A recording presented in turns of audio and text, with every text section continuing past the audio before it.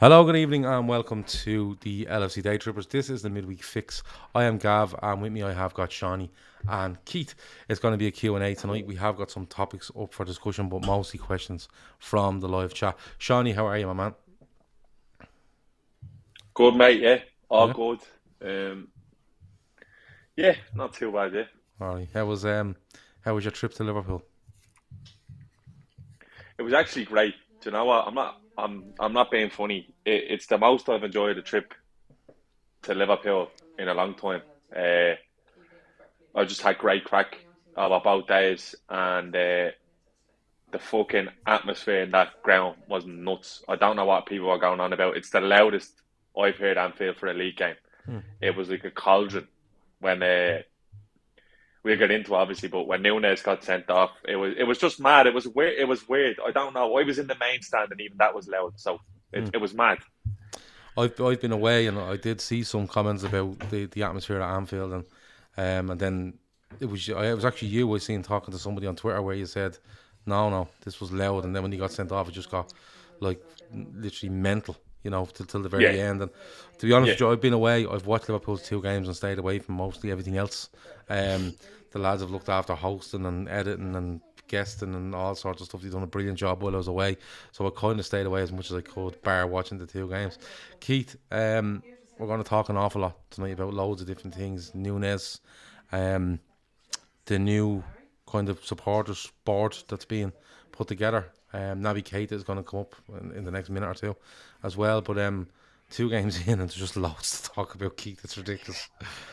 Yeah, it's the usual, you know what I mean? It's despair, it's the end of the world. And look, that's part of being a fan. It's something that we haven't really had to deal with too much of lately with Liverpool. Do you know what I mean? So it's been strange. O'Neill saying there, why is the title race over already? And he's highlighting that it's just a bit of sarcasm, but it feels that way, and it's a new thing. But look, there's positives, there's negatives, and we'll just soldier along from here and we'll chat about it all tonight.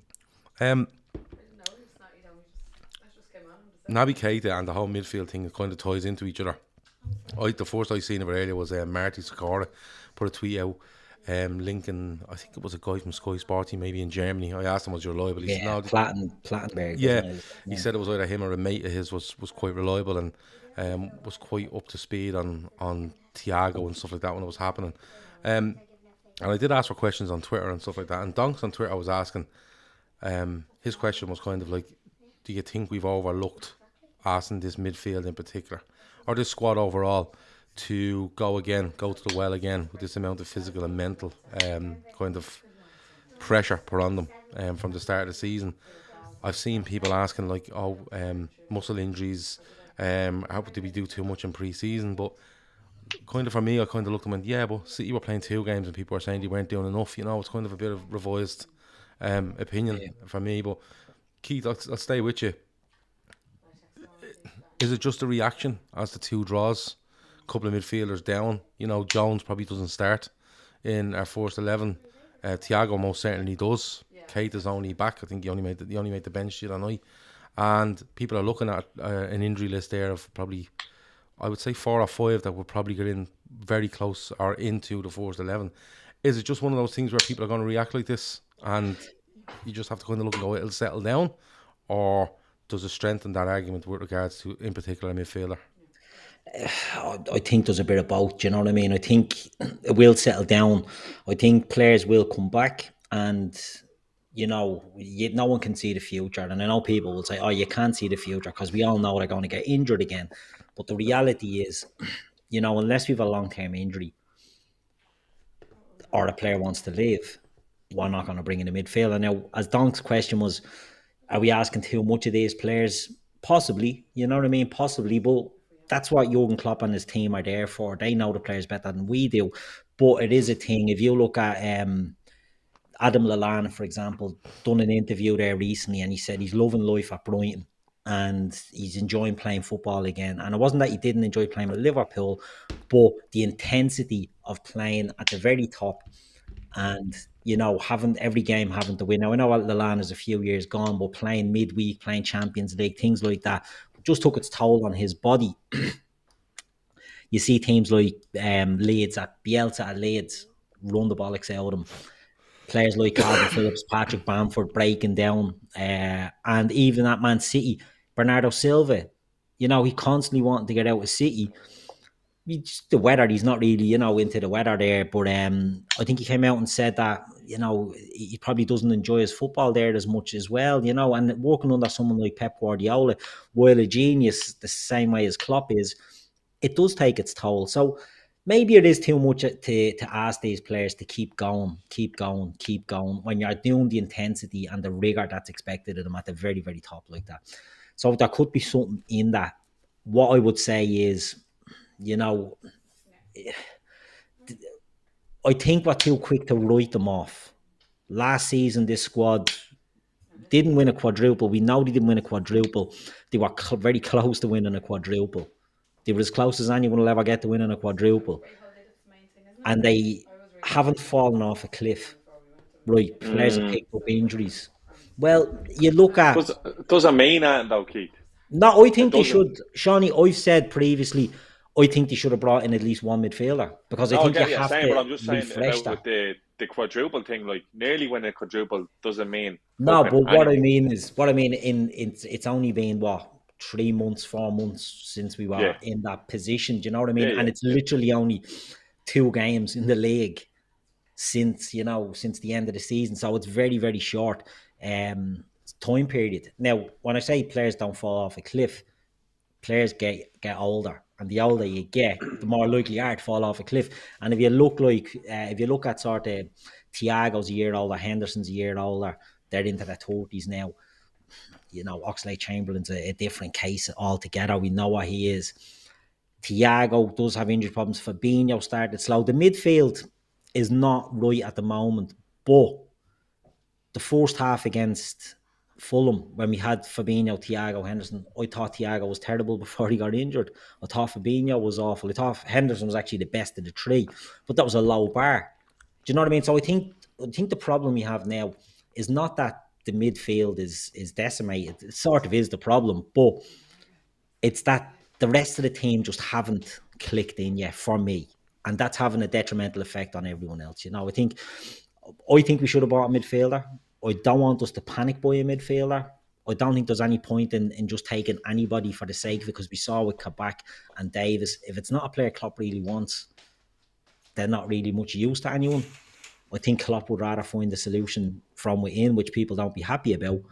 But I just think, it's one of them that there's a squad there that's aging, that should be, I think next summer, and Sean, you spoke about this before, and Gav, you mentioned it before, there's a lot of work needed. Do you know what I mean? Next summer in midfield. So I don't understand why we wouldn't bring one. Well, if you look at it, let's say Naby doesn't go, he's out of contract next summer. Ox out of contract next summer. Milner out of contract next summer. Now, Milner could stay on in some sort of coaching capacity, but that's 3 players, are the first team. Is Ox a first team player? He's technically a first team player, but he doesn't play first team minutes. Do you know what I mean? So, do you look then at Jones, at Harvey Elliott, at who have you got then? Fabinho, Henderson.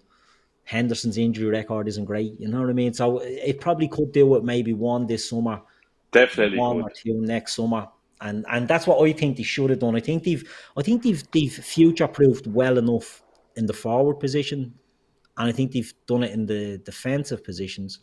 They haven't done it in the midfield positions. So, Shawnee, I've been quite open on the midfield thing. I absolutely believe Liverpool should have signed a midfielder in the summer. But when I look at it, I always think, and I think it was Brian said there, lads, please don't say it's a numbers game. In midfield, it's a quality issue. It's a bit of both, Brian, in my opinion. I think we could improve our quality in midfield, our reliability in midfield, but it's definitely numbers has something to do with it. Like, we have 8 midfielders there, right? We can't just go and sign midfielder 9 and 10. Just doesn't work. Because what but Gav, with the midfielders we have, we may as well have 4. Yeah, I 100% agree with that. So 100%, the numbers thing doesn't apply. It does, Shawnee, because you're paying them a massive amount of money every week. And that's the big issue. Right? That's the issue. Ox for me should have went in the summer as early as possible. He's on 100 Why? plus grand a week. Why? Who's going to buy him? You try to get rid of him. You have Who's to. going to buy him? I don't know, but you try to get rid of him before their injury. You turn around and you say, right, listen, he's earning €5 million pounds a year here.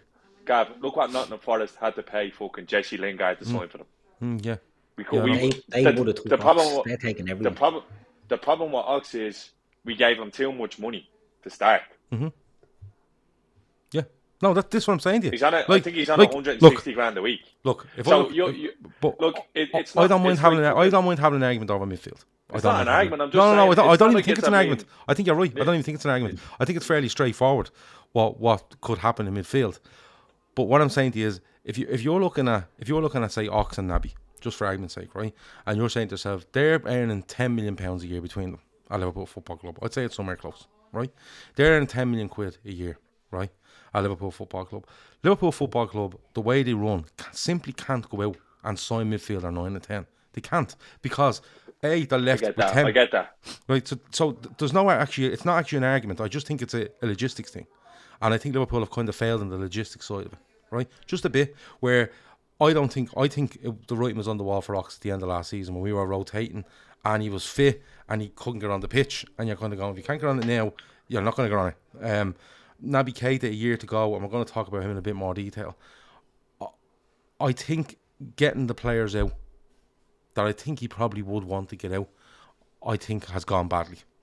And I think because of that, we can't bring anybody else in. We simply can't.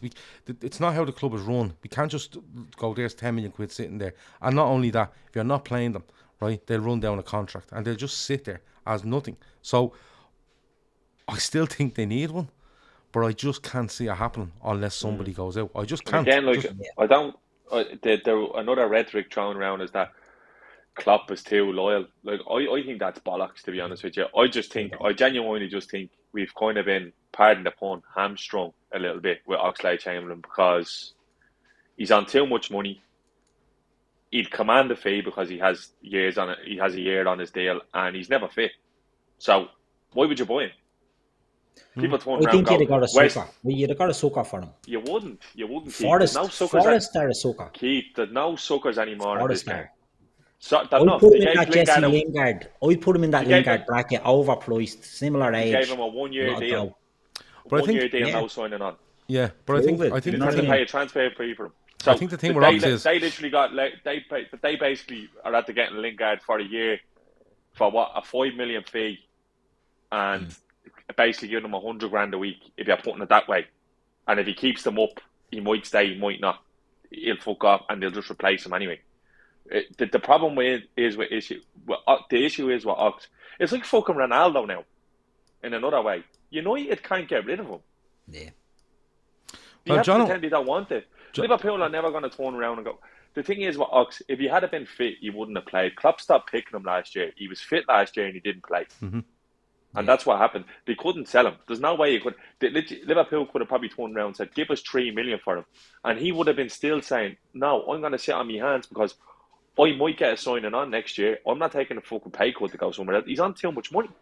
That's the problem with Ox. But like Jono says here, can we stop talking? Should have sold Keita.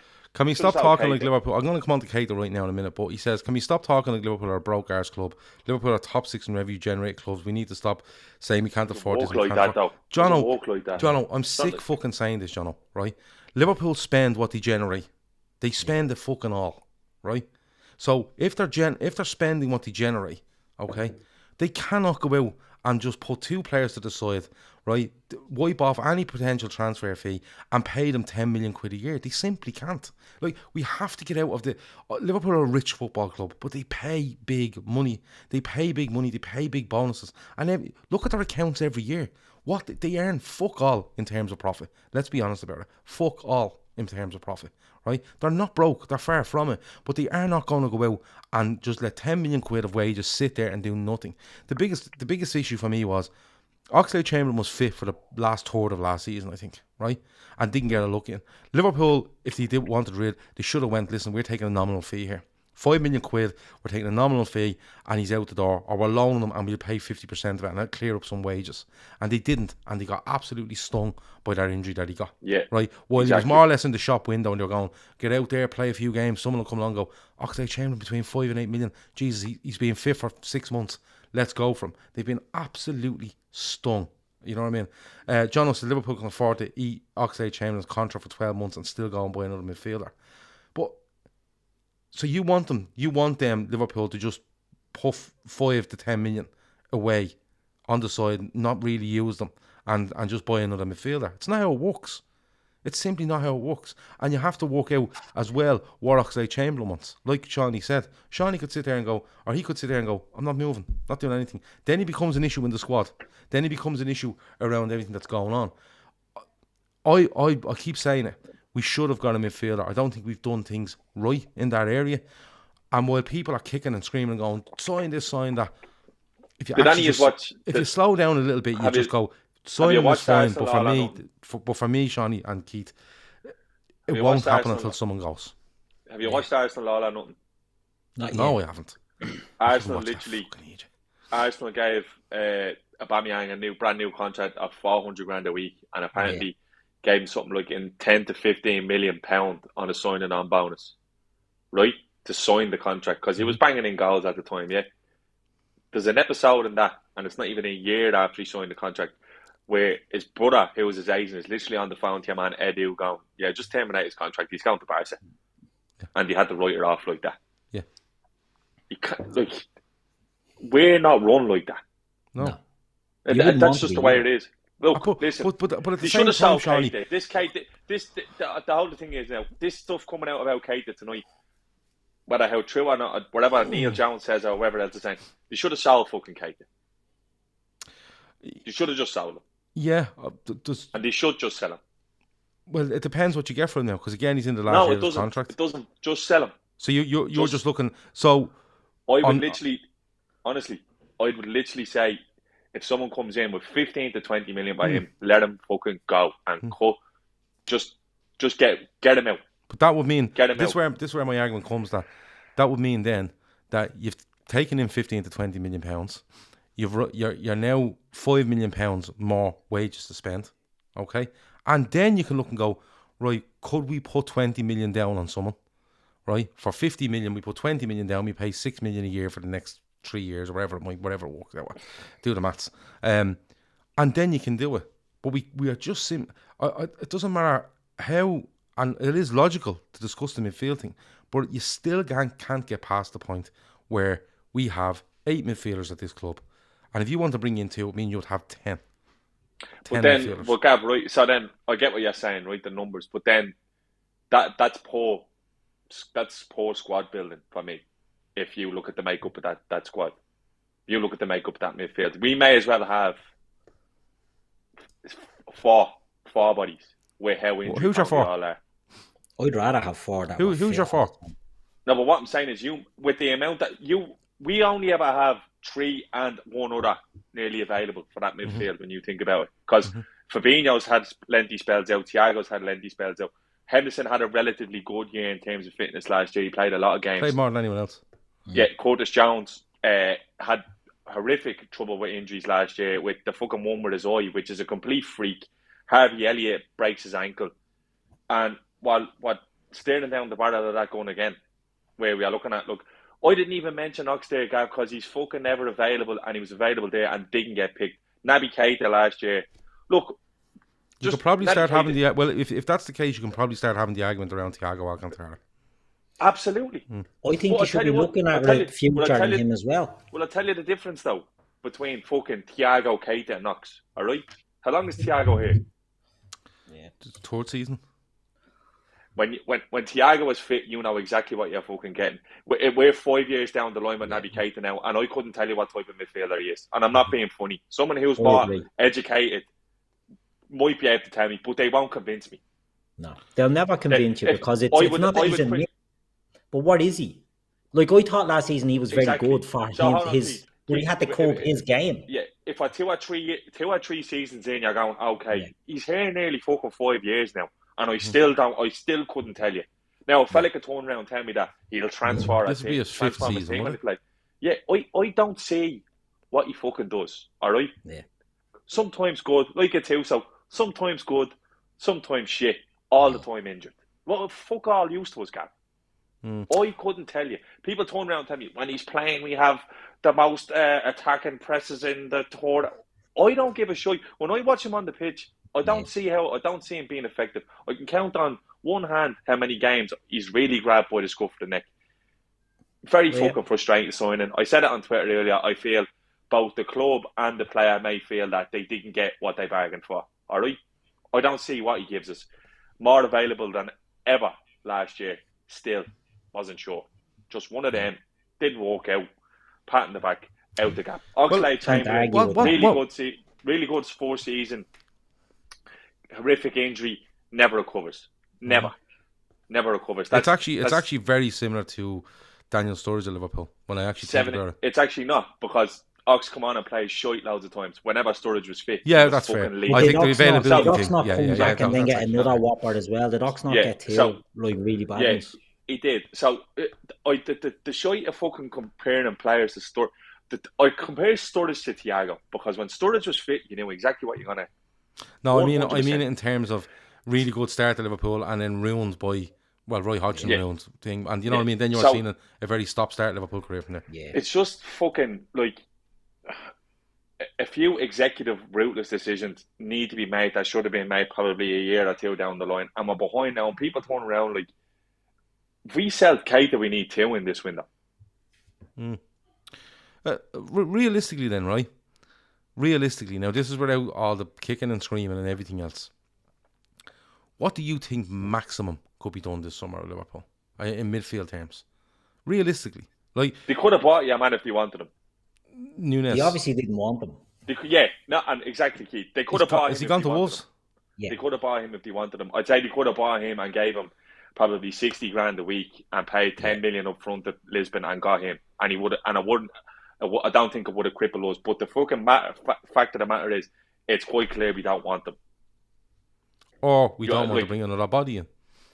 No, we're what's there already numbers-wise. Luis Diaz is the case. If they wanted him and there's clubs bidding, I think they'd have jumped in and took him, and they'd have said, fuck. I think if the right player was there, Klopp would take him and fuck the numbers. I agree with you, sort of. He's not going to bring in a body just for a body's sake.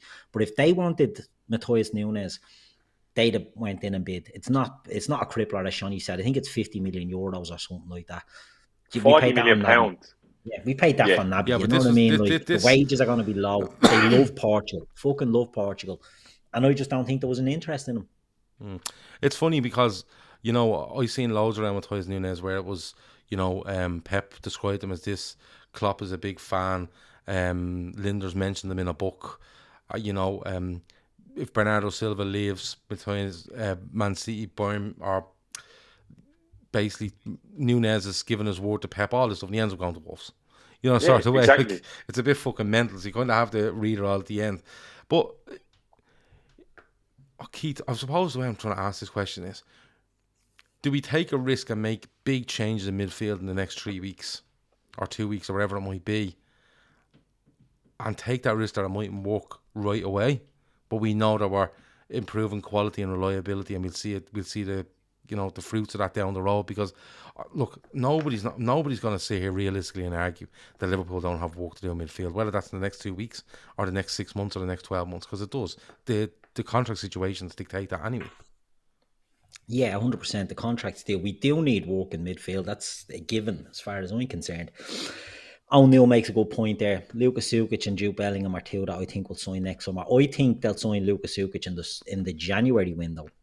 I think he's one that they'll look at in January, because Salzburg tend to be knocked out of the Champions League by then, and I think he can do business with them in January if there's an interest.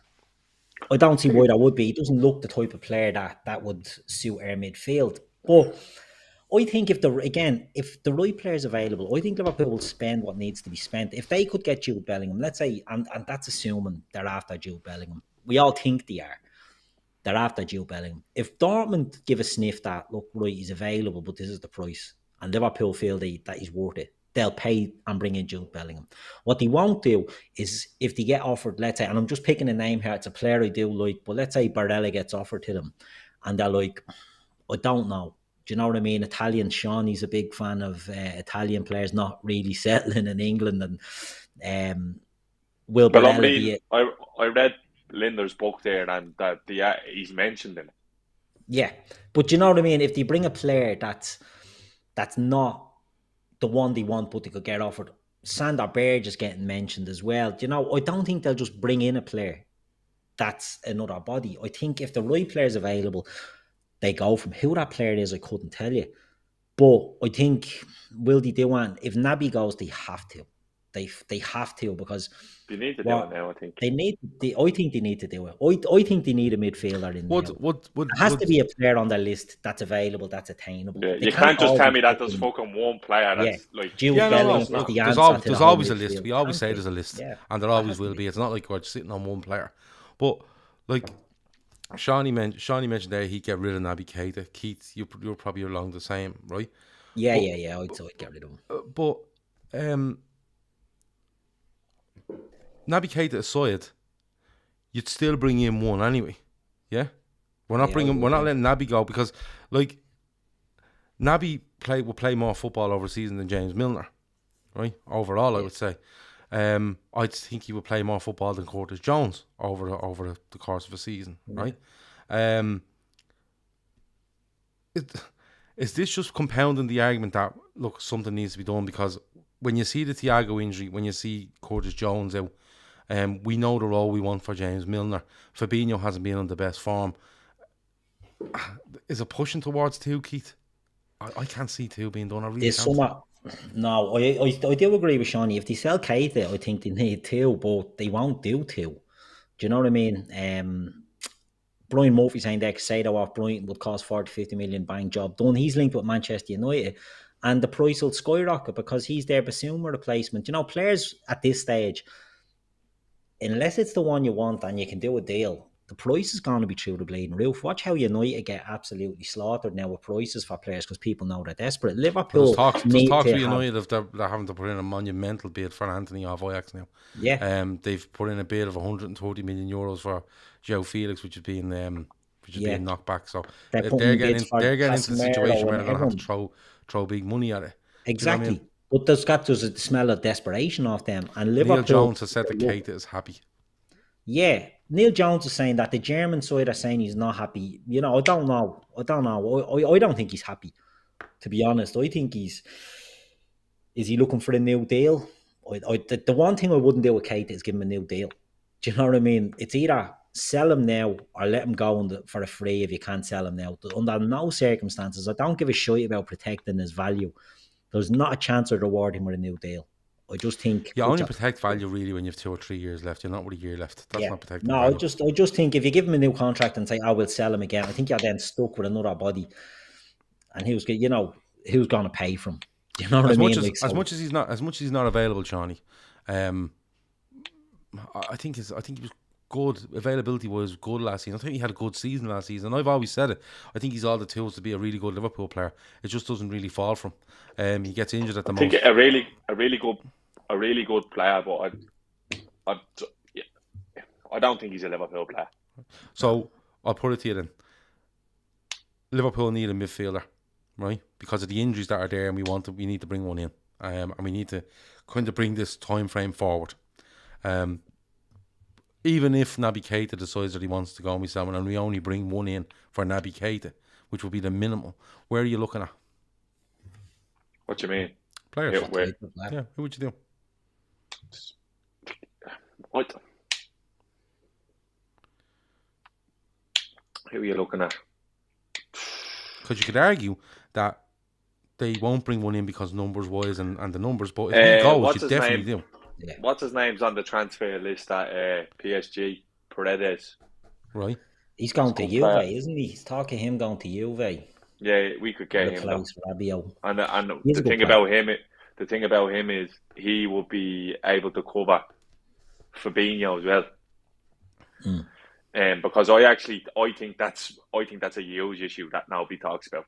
That there's actually Hendo can go into 6, but there's no one to actually take minutes off Fabinho really because of the makeup of the midfield means Henderson has to play because we don't really have the bodies to rotate. And I'm telling you now, being at the game the other night, Fabinho was struggling big time. Yeah. He's played way too much football. He's the one. If we were going to midfield, that's the position I'd cover as well. It's too late. It's too late with your man Sangare because he signed a new deal. I actually watched the Rangers and PSV game last night in the airport, and he's very good. Midfielder. I wouldn't go near Tielemans because I don't think he can run. No. I don't. Neves is in the same bracket. Man, Konrad Laimer of Leipzig could be a good shout. I know Bayern are mad from him, and they just can't. They don't want to sell him to him. Barella is the dream one. It depends. Apparently, Inter are in a bit of trouble. I actually don't know, Gav, because you need to take into account. I could rattle off a million players, and I guarantee you, whoever walks at Liverpool for the reason could give me exact reason why they wouldn't sign him. You know what I mean? One of the big thing is they don't want dickheads at Liverpool either. Yeah. So they're gonna need to be. I don't know. I think it's a risk. Look, who knows? It could clear up in a few weeks and everyone's available and we're good to go. But you just need to look going back what's happened with our squad and the players we're actually discussing here and going off previous where we might end up. People in the chat will throw around names, not like keep talking about fucking Basuma. He's gone to Spurs. He hasn't even. He's not starting. He's not getting games. You need to realise they will have them. And Klopp even said it himself the other day, and I believe him when he says it because he lies about some things, but I think it was a little bit of frustration. It was a bit of him lashing out. He turns around and goes, "We're not stubborn. If I wanted to play, he would have been here weeks ago." Because he would have wanted him there for the start of the season. So, look, it's people that turn around and go, "Yeah, looking for reasons not to sign players." Yeah, that's what you do at the top level because that's called due diligence. Yeah, that's what that's called. I don't think. Do you know what I mean? When it comes to midfield, anyway, I don't think I'm looking for reasons for Liverpool not to sign a midfielder, but I can see reasons why they won't. You know, and it's going on past experiences of watching Liverpool and the squad and what Klopp does. You know, I think the Thiago one would have swung it though. I think the amount of time he may be out, I thought would have swung it. I thought he would have said, "Look, he's out for X amount of time. You mightn't see him before a World Cup. Could be. We have to do something. We have to bring that a bit like the Luis Diaz thing. We have to bring this time frame forward. It's just how it is. Maybe it won't. Maybe that won't work out. But I think if anyone else, there's no way in my mind that a midfielder leaves Liverpool in the next 2 weeks that another one doesn't come in. It's just there's no way it happens. Has that fella signed for Wolves and all? Somebody in the chat there. It was agreed, I think. I don't know if he was unveiled or anything yet, but it was certainly the deal was agreed and he was flying in for a medical. Yeah. But look, I don't know, but I just cannot. There's no way Liverpool let a midfielder of any of them leave and they don't bring one in. But I thought even outside of that, I thought the midfield and the injury to Thiago may have just swung it where they go, yeah, we have to pull the trigger here. And they haven't as of yet. And you see people going absolutely fucking rasher over it. But when you sit down and look at it, it is a numbers thing. It is a wages thing. It's millions and millions of pounds of wages. Where Brian Murphy, mate. Fucking, are you serious? What's that? Frankie de Jong is on €500,000 fucking euro a week. Yeah. It's the reason they want rid of him. And United and Chelsea are the clubs looking for him. He's on fucking €500,000 a week. See what we had to see how long it took us to tie down Salah for less than that. Come on, man. There has to be a bit of realism. Has to be a bit of reality. You know what I mean? There's more chance of Liverpool signing some 21-year-old out of the Portuguese league than there is a Frankie de Jong or anything like that. And as much as that frustrates people, Bajektic a bleeding game. You know what I mean? Well, Kev Ball says £38 million deal agreed, not announced yet. Only a matter of time. With regards to Nunez and Wolves, we've covered Naby Keita. We've covered the midfield. Sean, you're at the Sean game. Casey, sorry. Sean Casey's thrown in Conor Gallagher. Would you take Conor Gallagher? Yeah. Because Yes. he is not impressing But at Chelsea. Chelsea Newcastle wouldn't want sell to him be till kept. was. Yeah, Well, Newcastle didn't they- and Everton have been heavily linked from, I think. Do you know who I'd sign, actually? Come to me now. Lucas Paqueta. That's who I'd sign. And he's getting hawked around to Arsenal and all, isn't he? Like he's I'd sign him. He's going to burst in the next few years onto the scene. Paqueta. What Well, was he? I just on only the Conor 20, Gallagher thing, I 23, would take him. 24. I've liked him since he was at West Brom. Yeah, he's very good. On loan at West Brom. Yeah. Really good. Loads of energy. Loves to But get that's a forward. player I think that would suit our system and would suit our team. Do you know what I mean? Like we can throw out names, but Conor Gallagher looks like a player that could play. Gallagher in the Liverpool team. and isn't what's his name still at the fella that was there at Everton, the Scouse fella. Ross Barkley. Yeah, is he still at Everton? Well, no, he's at Chelsea, but I think Yeah, he's been linked with Everton. talking. Him Gallagher have been linked yeah. with Everton, and I know And Newcastle Villa. has been linked with everyone. But I don't know. Like when people kick and scream and shout and go, "Should fucking sign him midfield," I'd be going, "Yeah, I agree with you," but you know, I kind of see where we can't at the minute. We're a bit of hamstrung. I think the Ox thing just killed us. Moving on though, Nunez gets the red on Monday, and you're at a Shawnee. I'm watching on the TV. He's watching on the TV. He's gonna have to learn fast, isn't he, Shawnee? Yeah. Look, do you know what the worst part about it is? That clip that came out yesterday of all of the goings on. Now, I noticed that at the time, and something that I don't think any camera around picked up on, someone else's did. Luis Diaz as well has a swing in the first 10, 15 minutes at one of their players. He does the same thing. He lashes out. And when I was looking back at what Yaman was down to Nunez, I was like, there's nothing mad there. He's pushing him. He's pinching him. He's talking to him. Yeah. I guarantee that Standard. happens. I guarantee that. How many leagues is there in the fucking football league ladder? Yeah. 10. Yeah, I'd say it happens on every single pitch, every single game, every single weekend. So he's got to learn. But it happens in Spain, in Portugal, and in Uruguay as well. And the thing, he's never had it. He's no form. Like he's no form of it. Do you know what it is? I think it's his first night at Anfield. You could see. I'm gonna caveat all of this first by saying I think he's gonna bang goals, and because I don't know anyone saying it. I seen Matt Harvey Elliott in town in Liverpool yesterday. Standing there, a few of the lads off Cop TV having a chat. There's a question asked about him. And he started laughing, and Harvey Elliott just said, "Don't worry about him, lads. He's going to be all right." More or less, you know. But he is going to bang. I could see why he got frustrated. He was making runs. He wasn't getting the ball. Fabinho just kept giving the ball to fucking Nat Phillips. You could see him. He was losing the rag. Yeah. And then the chances he was getting, he's snatching at them. You know, I think it probably all just got a little bit too much for him, and it's stupid. It's fucking stupid. Like, I'm not completely against it. But you shouldn't be against it, but at the same time, come on, like your man hardly fucking done it. What happens if we draw Atletico Madrid? And what's your man Jimenez going to be doing? He's going to be sticking his fingers up his arse and all.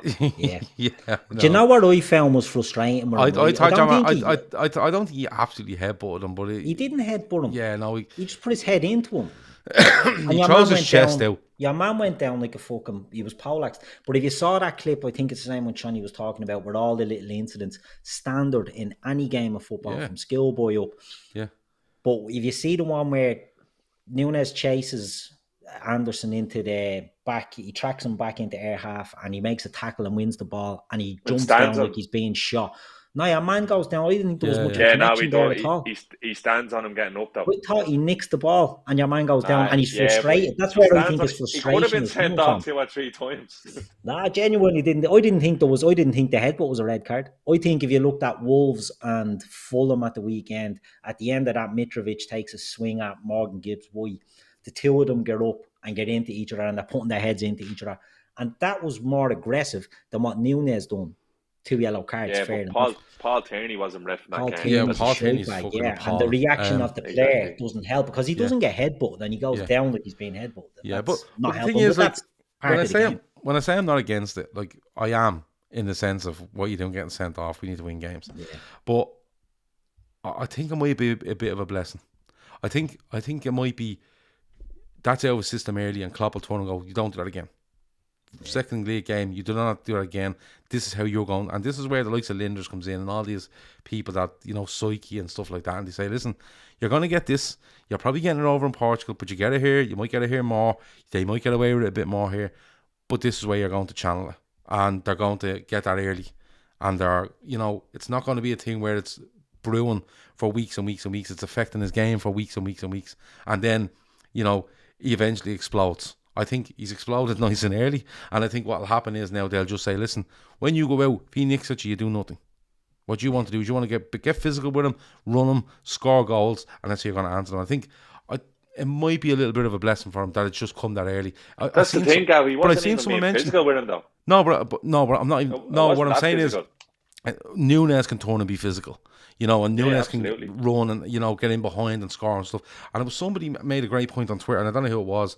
I just read it, and he said it's a bit like, well, not the same, but it's a bit like the time. Do you remember Alisson tried to do a Cruyff turn against Leicester away, and we could see the goal off the back of it, and then you didn't see it. It's just like, you've done that now. You've got caught. But that was in Alisson's control, though. It's not going to be in Nunez's control. Yeah, but I think. Well, the reaction will be not to react, I suppose. Yeah, that's but what listen, they have to hammer it in. He's made a rub for the first game. Do you reckon he'll start the derby? Not a fucking snowball's chance. No chance. The derby? Yeah, it's his first game back after the ban. Not a chance he'll start. He won't. Because what's Lampard going to be telling? That shitebag Holgate and fucking, go over him, talk about his sister, talk about his ma, stick your fingers up his arse, stand all over him. His head is going to be gone. Tell him he looks like Katie But that's Taylor. the test from. That's the test. He's going to go mad. Yeah. He looks like what? Tell him he looks like Katie Taylor. But no, listen, that's the test from. That's his next test. You know, you have to kind of learn from these things. It's a make or break moment for him, and as in, too many people are saying this is like Joe Cole all over again, destined to flop. I don't think it is. I think it's that's bollocks. It's definitely not. Who said that? I was said in a certain group before. Yeah. I heard it. Don't worry, I won't name names. But it was mentioned about Joe Cole gets sent off in his Anfield debut, his first game, and never does it. Nunez has shown flashes of what he can do. He reacted. He shouldn't have reacted. I think, Sean, you touched on it there. It's his first home game, and maybe it's his first start and all that. And he's probably a bit hyped up, and he's not getting the service, and he's not getting this. He has to sit it out for 3 games now. He has to just train, and he has to get it drummed into his head what he can and can't do. Will he play against Everton? I don't know. They're shit. But you're right, they will have the centre-backs that'll be in his ear. Tarkowski, Cody, all these fellas are wily and they'll know what they're doing. Same mould as Anderson. And they will try to target him. But I think you either fuck him back in and say, right, have you learned your lesson? Go in and do it. Make yourself a hero now. Or else they start babying him back, and then I don't know if that might be a bit more detrimental. I'd fuck him in. Say, look, go for it. Can I move on to this supporters board that's being signed, a deal signed between the club and supporters representatives? I think it's a really good thing. I think there's a lot of banging of heads going on over the last, you could say, 15 years since Gillette and Hicks were around, and you know, we've seen stuff like the £77 tickets, possible furlough, the changes in tickets and how they're administered and stuff like that. Sean, I'll come to you first. You know, you see a lot of Joe Blott, the chair of Spirit Shankly, will head it up. We spoke to him on this podcast before. Such a nice fella. You see a lot of Spirit Shankly people on there. You see independent people like Arinder Singh is on there. You see, I think it's somebody from the official supporters club in Glasgow. There's 16 of them made up. But Shawnee, how big a step is this for not only the club to do this, you know, as an entity, as a football club, to sign this as a legally binding thing, and on top of that, the supporters to have an actual board where they can have meetings with the club, official meetings that are set in stone, where they can discuss everyday small things to big things to planning for the future, like the Anfield Road and stuff like that, wherever it might be. How big is it? Because I think it's a huge move. Yeah, it is. It is huge. And I remember when you had the lad on from Spirit of Shankly and how passionately he talked about Liverpool and why they do what they do. And I actually signed up after that, and you get the odd email for them. I think it can only be a good thing. Look, you're going to get fucking idiots after time saying, these are all being bought off by the club now. They're afraid to speak their mind. You're going to get that. Look, but where you going to get that? Social media, so it doesn't really matter. But yeah, I think it's great. I think it's a big move from the club. I think FSG have done a couple of things wrong in terms of how they've treated fans, tickets, other things, not consulting about the Super League and stuff like that. But sorry, I didn't mention the Super League. That was massive. They seem to be learning as they go along, and more importantly, listening. Another thing I know the fans were big on was the safe standing, and it was great to see it in the Anfield Road the other night. It really did add another element. You could see more areas in the ground are bouncing. That's what the fans wanted. I think they may have made a bollocks of it with this membership thing, but look, they'll roll back, they will make it work, they'll find ways to make it work. More importantly is fans have a voice, and the only way you can be heard is if you relay your thoughts to these people. There's no point moaning about it through various platforms. Get in touch with these people and talk to them and trust that they'll relay your message to the board as they will, because we know what these fan groups can be like. They're never backward about going forward. They always tell the truth. They've always been that way. And the fact that they actually now get to sit in and they have a say in this club is huge, because, look, let's not kid ourselves. They're not football clubs anymore. Not the big ones. They're businesses. And it's so fucking important that there is this fan contact and presence around these boardrooms, because the club can never lose sight of what's really important, and that's the fans, which are the lifeblood of the club. So yeah, I think it's brilliant. Honestly, I do. I think it's really, really good, and I suspect it will lead to FSG making more of these boo-boos going down the road, because if you have people who have the genuine best, not saying that FSG don't have the best interest of the club, but you're talking to fans, they're talking to me, you, Keith, Joe Blogs off the street, whoever's having a drink in the park across the road before the game, people from all over the world. So fan representation is absolutely huge going forward in these days in football, and we just need to realise that. I think we're one of the first to do this, are we? Yeah. We're an official kind of mandate and an official kind of signing of contract, really. Yeah. You know, you would have fan boards to a point where they would have the odd meeting and get the odd bit of updates from clubs. But this is different. It's big, and look, not saying that it will be, but it's important that this isn't lip service, and it is exactly what it says on the tin. And we'll see over time. I'm sure they're good for it, but it's just important that this is not sort of some gesture, token, which I don't think it is, but we'll see over time. I think it's a good thing. Keith, I'm going to get you a bit on this, but before I do, I have to read out our IP Vanish thing that I haven't had to read for 10 days, but here we go. Browsing online using incognito mode doesn't actually protect your privacy. Without added security, you may have to give away all your private data to hackers, advertisers, your ISP, and other prying eyes. IP Vanish can be used on unlimited devices without sacrificing on speed, your computer, tablets, phones, even devices like your Fire Stick when you're streaming media. Whether at home or in public, don't go online anymore without using IP Vanish. IP Vanish is offering an incredible 70% off their yearly plan for our listeners with a 30-day money-back guarantee. That's like getting 9 months for free. Rated 4.6 out of 5 on Trustpilot. Head to www.ipvanish.com/Daytrippers and you will get that offer. Keith, yes. It's just another layer of security for me when IP Vanish. No, not that. This supporters board. Yeah. It's another level of level of security that the club, I think, are it's a good move to put in place. Because a lot of people will feel that this is going to be one where the club are going to want to do this and they're going to get this fans board to throw it out there for them and be the gilly and all this, you know. But I don't think that's how it's going to work. I imagine, like, if you look who's on board with Spirit of Shankly, Spine Copper on board, and Spine Copper are really quick to come out if there's an issue and give their thoughts on it and put it right out there on the club's doorstep whenever they need to. And there's a person from there involved as well.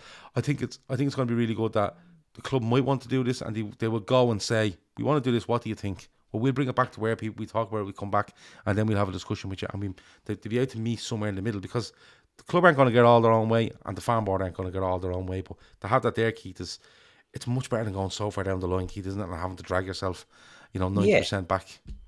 100%. And I mean, I think Tony Barrett took a role, didn't he, a couple of years ago, as sort of I don't know, it was like a fan liaison type of role with the club. Yeah. And I don't, obviously, I'm not close to the club, but I don't know how effective he was. I didn't really hear much from him.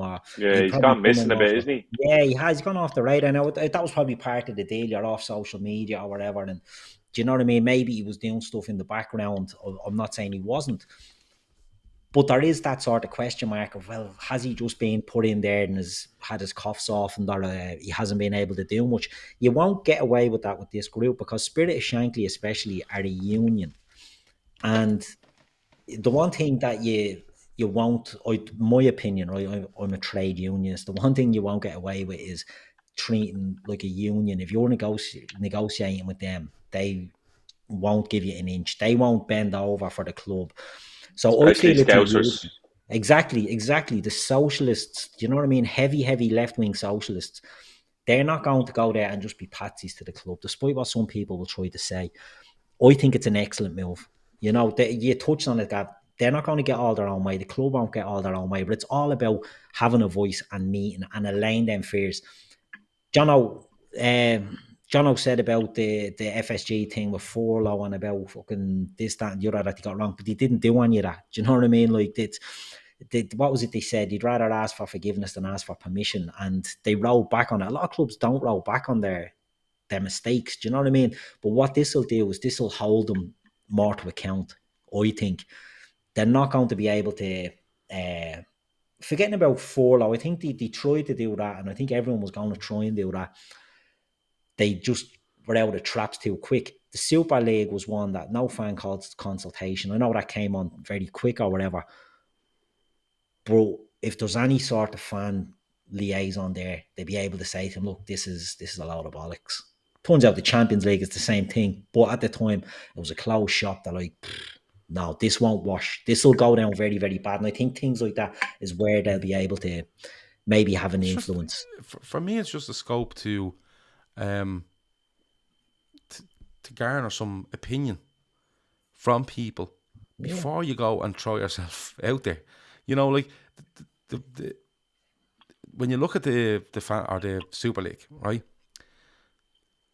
All sorts are wrong the way they went around it, right? When in hindsight, when you look at the idea, it's basically what the Champions League has turned into, like you just said. But the way they went about it was fucking insane. They just announced one day, well, we're leaving the UEFA. We're off to do this. We're off to do the fucking Super League, and you're like, what? Whereas I think, I'm not saying they would have got a pass, but I think you would have got a lot more valuable dialogue if you had a fans board there where the club came and went, listen, this is what's being put in front of us. This is where we think it can go. This is what we might. This is what will happen, or the offshoot of it. If we do go and do this, what do you think? And then SOS and Spine Cop and the official Liverpool supporters clubs and whatever independent people are on board, I know there's one on board here, they can go off and come back and go, listen, this won't wash, but people have been fully informed as to what way it's going on. Yeah. So when you do make an announcement or you do go to try to do it, people will have a little bit of an idea what's going on. Whereas the Super League just landed. Do you remember was it a Friday night? Yeah. It just landed. We were doing a show. Sunday. Was it a Sunday night? We were on a show, weren't we? We were doing a Compact 4 or something. Yeah, we had to come off and then come back on, didn't we? Yeah. And it was like, what the fuck is going on? But I think overall, most people in the chat think it's a decent idea. I think we all think it's a decent idea, but the proof will be in the pudding. When the first thing comes up, and you're like, like for argument's sake, the first thing that could come up could be Champions League final tickets in 9 months' time, and people going, "What the fuck's going on?" You know, you see what happened in Paris, and that might be the first big thing, and you'll see the reaction from this fans board, from the club itself, from these parties that are now part of this board, how they react to it, how they go about dialogue between both the club and themselves and every other Liverpool fan out there. And I will say, and it was one of you said earlier, I think it was Shawnee, if you want to get involved in this, I think the Spirit of Shankly is £10 to join for the year, right? But for that, you get all their newsletters, you get told when votes are on, you get absolutely have a say, and you can voice your opinions both in person at meetings or via email and stuff like that. It's a really good thing to join. And you know, it's not kind of this closed shop that people think, oh, unless you're part of the Spirit of Shankly, you don't have a say. That's not it. That's why you've seen all these different people from different parts of the Liverpool support base and fan base being involved in this. So it means everyone will get a say one way or the other. I could come in, sorry for cutting across you, Gav. No, is there any fear of United fans trying to act the maggot again next week and get this game postponed? I've seen stuff on Twitter that they are trying to mobilise. If it did happen, Sky won't let it happen. Well, if it does happen, I think, this group needs to be pushing the club to be a bit more fucking forceful about what happens about that, because I've seen an I awful don't think lot. nothing happened the last time. No. United fucking got the biggest game in the calendar called off and nothing happened. Yeah. And they're threatening to do it again. And, I think... You see, the funny thing is, right, I don't think that it's in the best interest of Man United to have that game called off. Now, football and wise, you could say, yeah, Liverpool are a better side and could beat them, and they haven't been good. They've lost their first 2 games.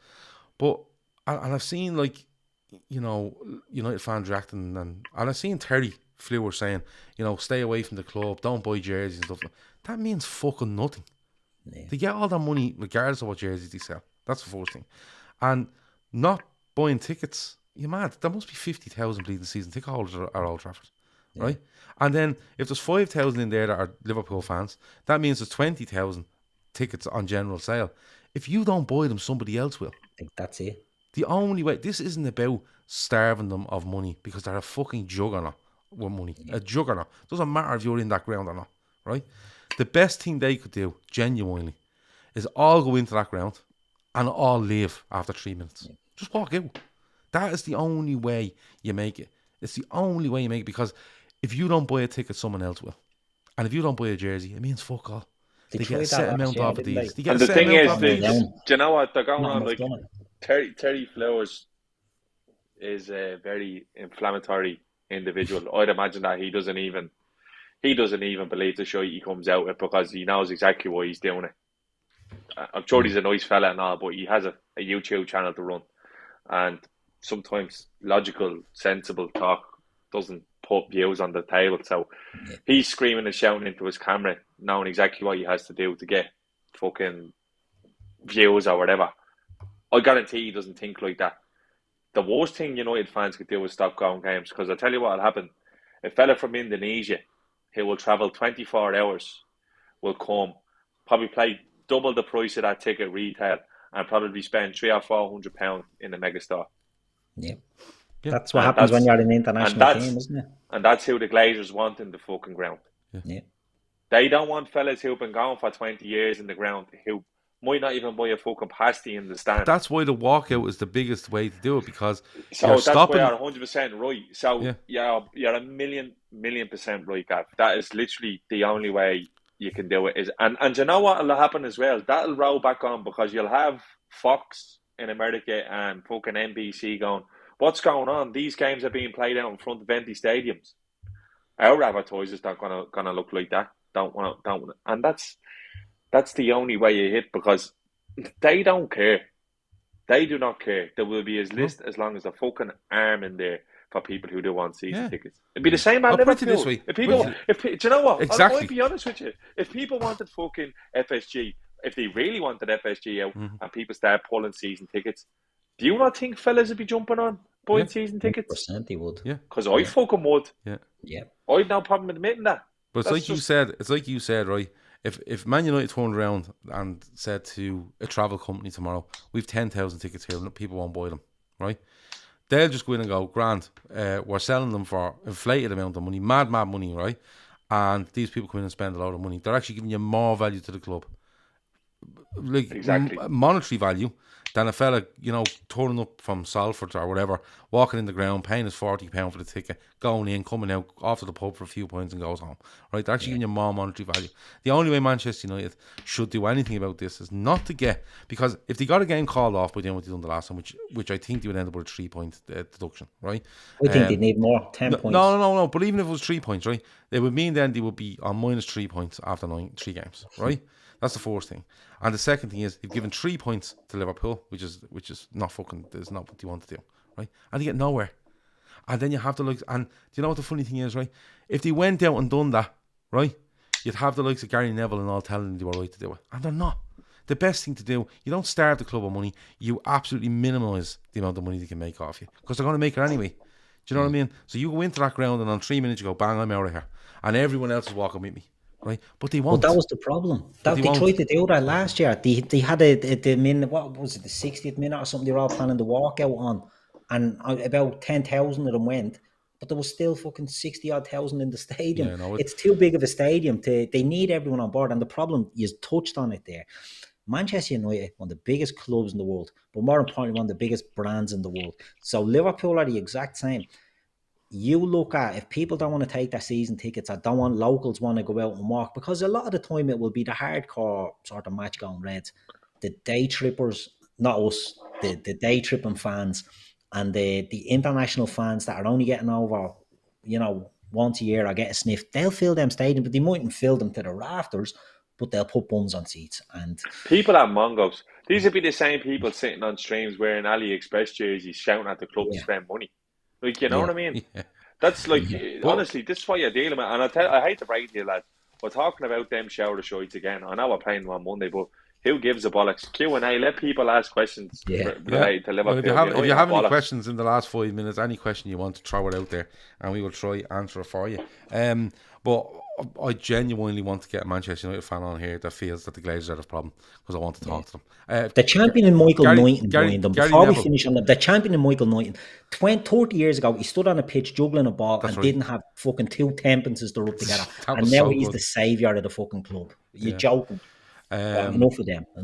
Mick Ratcliffe is the richest man in the UK, says Kev O'Sullivan. Jim Ratcliffe. Or whatever his name is. But that's his uncle. I'd love to have a discussion about Manchester United and the Glazers, because I have to say Gary Neville has so many people wrapped around his finger, and it just makes no fucking sense to me what he's saying. But look, that's where he is at the moment. He used to be a pundit, he's not anymore. Keith, anything else before we go? No, nothing.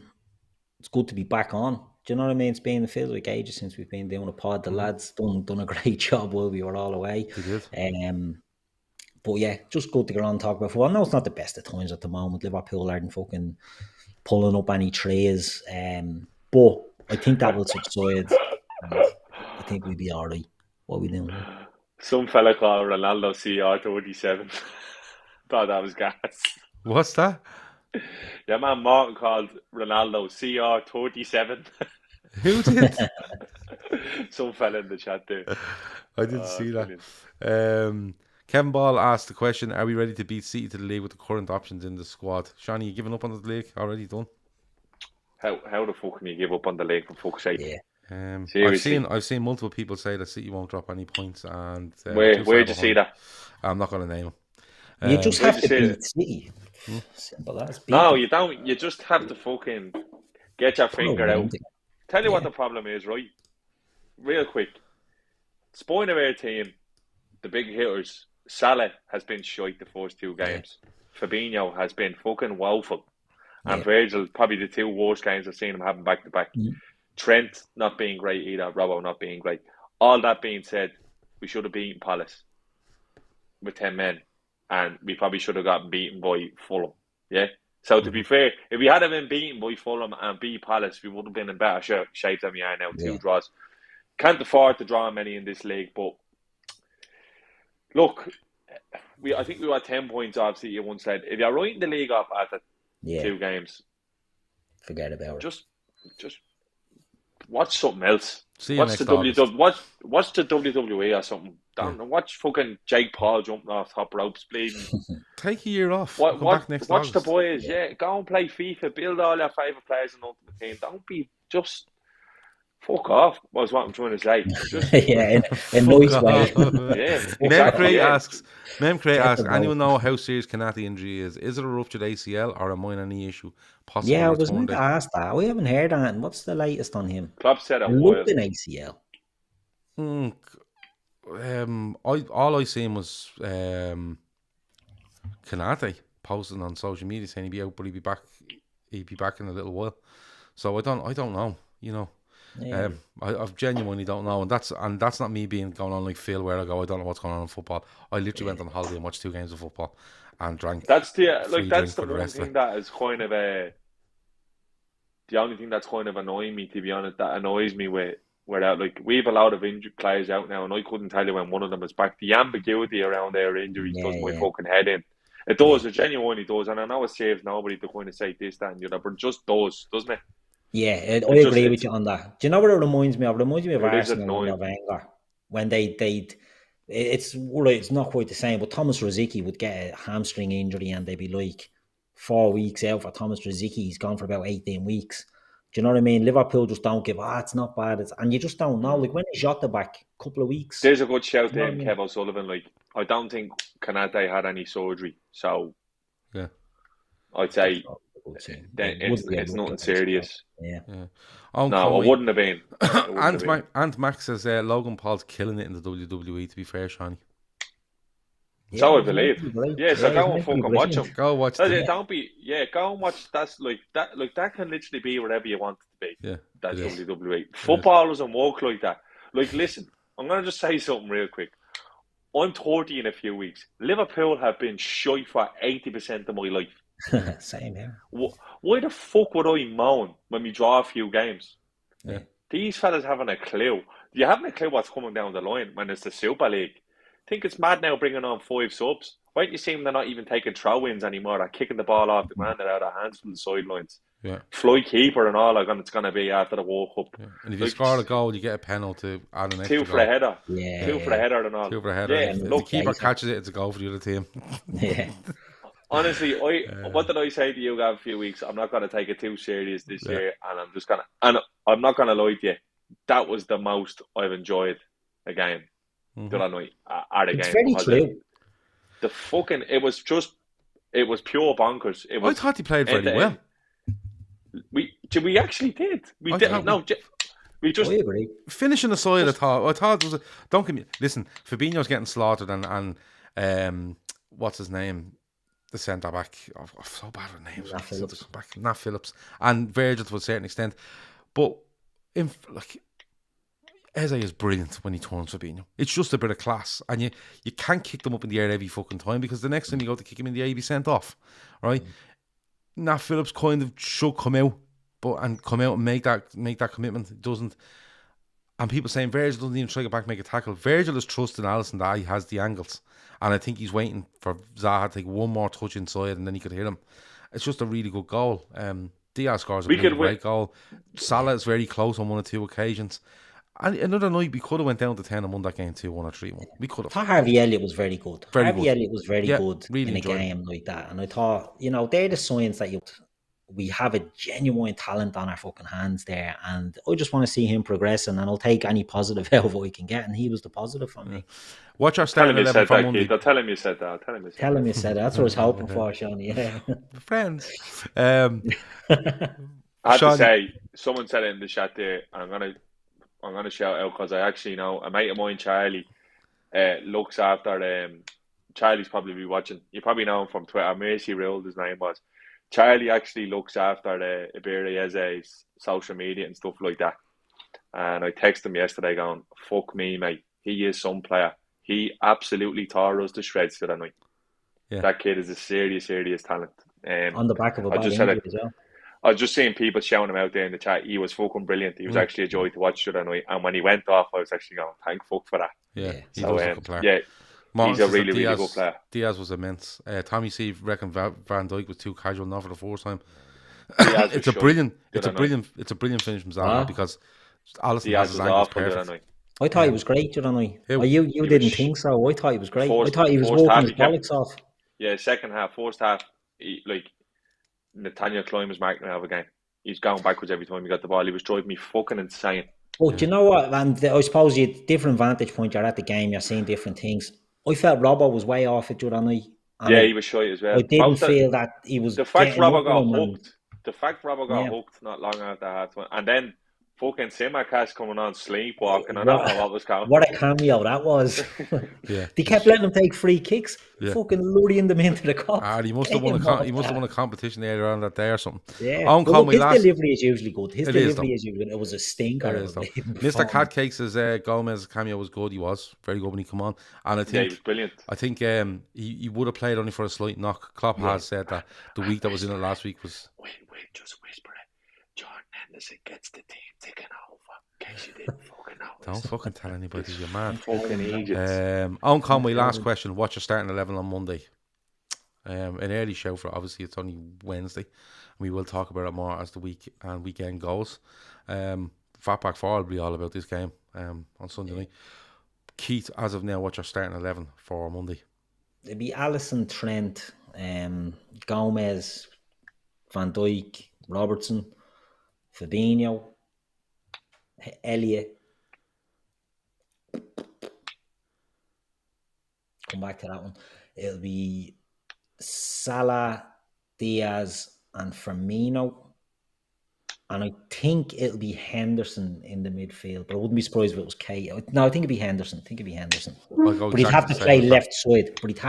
That's why I'm not saying Henderson. It could be Keita because he's more used to the left side of midfield. I think Harvey Elliott is just, people will say it's a big game. Klopp will trust him in big games. Done it last season as well against Chelsea. I think it'll be between a toss-up between Hendo or Keita. I have the same team as you. And I think Brian Murphy has. I'll read Brian Murphy's one out here and just to double check. He has Alisson, Robbo, VVD, Gomez, Trent, Fabinho, Hendo, Elliott, Diaz, Bobby Salah. I have that as well. Shawnee, any arguments against that? No, I could see it being that back five with Gomez in the centre half. I could see it being Hendo, Fab, and Elliott. Yeah. Elliott's fucking brilliant. His ability to win the ball as well, the other night really impressed me. He was snapping at heels. He breaks lines, gets the ball moving. And forward thinking all the time, isn't he? He's always forward thinking. Yeah, I think Bobby will play. Bobby Diaz and Salah, I think. Okay. Good stuff. Right, that's an hour and 15 or so. It's been really good to be back on this Wednesday night with Keith and with Shawnee. Tomorrow night we will have the viewer's voice. The lads that are doing that don't know that yet, but it will be here tomorrow night. Friday night will be the Premier League forecast, and the fancy football's heating up already on that, which is really good to see. Sunday we'll have the Fatback 4 previewing the trip to Old Trafford, and Monday night we will have full-time Reds straight after the game. I don't know who's doing that, but it could be Kevin Chris, could be Kevin someone else. I don't know. He's going out for the match? Yeah. You? Arms could be twisted. No twisting, I'm straight there. My arms straight out as you want them. Tell me more. I'll give you a ring. Hold me back. But before we do go though, Bobby's Wish to Walk is absolutely flying. I checked while I was on holiday and I think they're 33,000 away from the target. It could be even less than that now, but the link is in the description. We have turned off super chats on this channel. We've turned off any possible way you can give us money on this channel, all because we want you to check out the link in the description, click on it, donate there. If you can't donate, send it to your friends, family, colleagues, wherever it might be, and get Bobby to this 150,000 target. And when we get him there, he will go to America, he will get the treatment, and of course the physio treatment when he comes back to Ireland, which will basically help him in the same way as it has helped Sienna. So it's a really, really important thing for us to get. I think we're going to do it in the next 6 to 8 weeks, I'm going to be honest. But listen, if it takes 6 to 8 months, that's the way it goes. We want to get to that 150k, and as I said, we've stopped you from it's 120k it's on now at the moment, so they're down to 30k left, under 30k to go, says Kev. So as I said, we've stopped all ways for you to contribute money to this channel. The only way we want you to contribute is to give that money to Bobby. And for people that aren't aware, it's because, you know, you're not getting the full donation. Correct. Going to where Every it euro needs to you go give to, us, you know, so that's the reason. YouTube get about 30 cents. So you actually don't get it all. So we would much rather if you donate it. So yeah, Keith, I've asked you this before, but fuck it. Anything else before we go? Nothing else. All good. Good stuff. All good. Shawnee, anything else before we go? No, all good. All good. Good stuff. That has been the Midweek Fix. Talk to you soon. Over and out.